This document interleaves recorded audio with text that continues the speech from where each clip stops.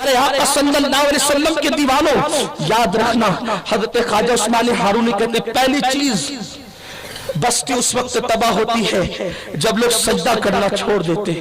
دوسری چیز جب قوم کے لڑکے قوم لوط کے اعمال کرنے لگتے ہیں، جب قوم کے مرد قوم لوط کے اعمال میں جو ہے وہ ڈوب جاتے ہیں، اللہ بستی تباہ کرتا ہے. ہو سکتا ہے کوئی شرم محسوس کرے اس کو سننے میں، لیکن میں یہ بات بالکل بغیر کسی جو ہے وہ بغیر کسی خوف کے اور لامت و لائم کے خوف کے بغیر یہ بات کہنا چاہتا ہوں. جب لوگ بے حیائی کرنے میں خوف نہیں کرتے تو بے حیائی سے روکنے میں ہمیں شرم اور خوف کرنے کی کیا ضرورت ہے؟ اللہ اس کا رسول حق بیان کرنے میں کبھی حیا نہیں کرتے. آج 60 سے زیادہ فیصد مسلم قوم کے جوان مرد کے ساتھ مرد بدفعلی میں مبتلا ہے، بلکہ پہلے دوستی کی جاتی تھی اس لیے کہ ہم ایک دوسرے کے کام آئیں گے. اب نوجوان لڑکے ایک دوسرے کے ساتھ جو دوستی کرتے ہیں معاذ اللہ ثم معاذ اللہ وہ بدکاریوں کی بنیاد پہ کرتے ہیں.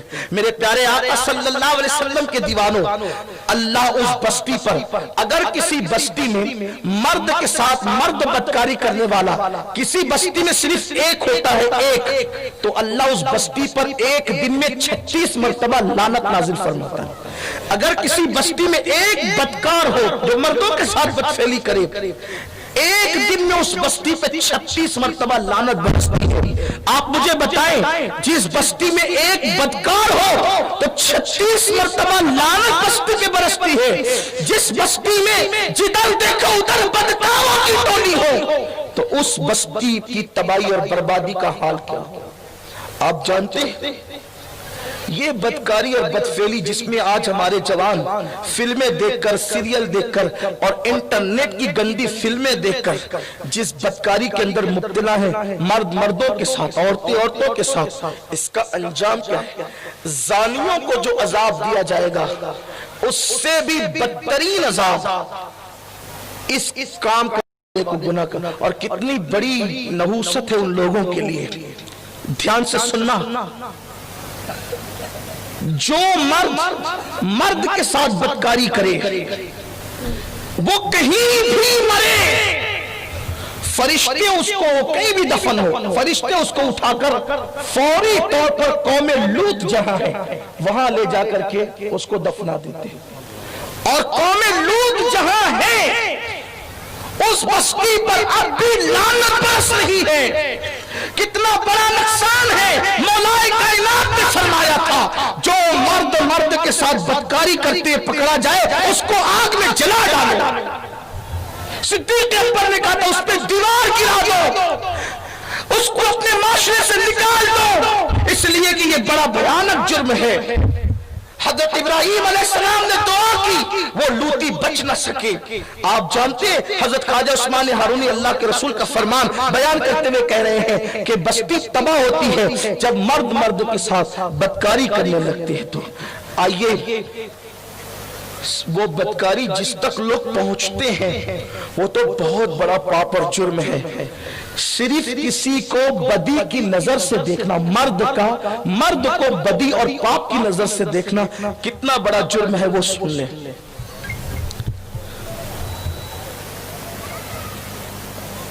حافظ ابن قیم جو ابن تیمیہ کے شاگرد ہیں، انہوں نے اپنی کتاب میں لکھا ہے ایک روایت کہ جب کوئی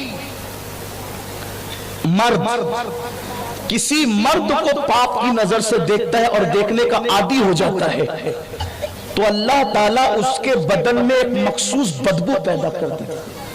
یعنی کسی گناہ پر یہ وعید نہیں ہے. بھئی بے نمازی انسان ہو جو نہ بے نمازی ہو اس کو گناہ ملتا ہے مگر اس کے بدن میں بدبو پیدا نہیں. یہ پسینے کی بدبو الگ ہے اور وہ گناہ کی بدبو الگ ہے. غور کریں آپ، بے نمازی کو بھی یہ سزا نہیں ملی، جواری کو بھی یہ سزا نہیں ملی. اللہ کے رسول صلی اللہ علیہ وسلم کے غلاموں سوچو، یہ وہ شخص روایت لکھ رہا ہے جو روایت لکھنے کے اعتبار سے جو وہ بڑی چھان بین کرتا ہے. اس کا معاملہ محدثین کے یہاں یہ بہت زیادہ محتاط ہے. میں اس کی کوئی تعریف نہیں کر رہا ہوں، اس لیے کہ وہ طبقہ بڑا تہمات پرست ہے، وہ جلدی سے کسی پہ اعتبار نہیں کرتا۔ اس شخص نے لکھا ہے کہ اللہ اس کے جسم میں مخصوص بدبو پیدا کر دیتا ہے۔ مجھے بتاؤ صرف جب دیکھنے کا یہ وبال ہے تو اس گناہ کو انجام تک پہنچانے کے وبال کا حال کیا ہوگا؟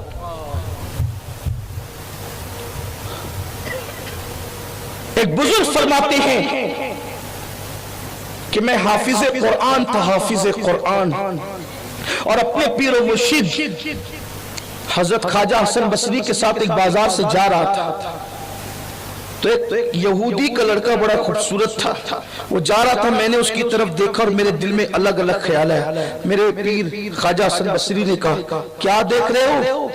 کہا سرکار آزمائش میں گرفتار ہو گیا، لڑکے پہ نظر پڑی، خیال برا آ گیا دل میں۔ کہ یاد رکھنا تو نے بد نظری کی نا ایک لڑکے پر، اس کی نحوست آج نہیں تو کل، کل نہیں تو پرسوں، پرسوں نہیں تو کبھی، مرنے سے پہلے پہلے تو اس کی سزا ضرور بھگتے گا۔